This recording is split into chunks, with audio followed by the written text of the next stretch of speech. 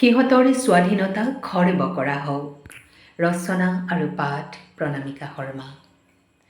সিহঁতৰ স্বাধীনতা খৰ্ব কৰা হওক, বান্ধি থোৱা হওক দুহাত, কাঢ়ি লোৱা হওক সিহঁতৰ উশাহৰ অধিকাৰ।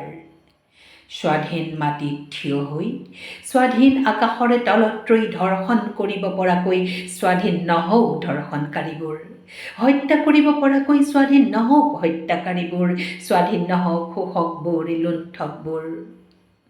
আনক পৰাধীন কৰিব পৰাকৈ কেতিয়াও স্বাধীন নহওক সিহঁত। শ্বহীদৰ তেজৰ সোঁতেৰে বৈ অহা স্বাধীনতাই সিহঁতৰ উশাহ কাঢ়ি লওক। সৈনিকৰ ৰক্তাক্ত তৰোৱালত জিলিকি উঠা স্বাধীনতাই সিহঁতক হত্যা কৰক।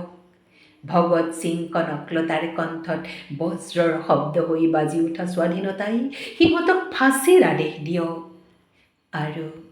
আৰু সত্যৰ সাজ পিন্ধি ঘূৰি আহক স্বাধীনতা। লেখকৰ কলমবোৰক স্বাধীনতা দিয়া হওক, বক্তাৰ কণ্ঠবোৰকো দিয়া হওক স্বাধীনতা। স্বাধীনতা দিয়া হওক চিত্ৰকাৰৰ তুলিকাবোৰক, স্বাধীনতা দিয়া হওক বিজ্ঞানৰ আৱিষ্কাৰবোৰক। স্বাধীনতাৰ এই বিশাল সমদল যাত্ৰাত প্ৰকৃতিকো সহযাত্ৰী কৰা হওক।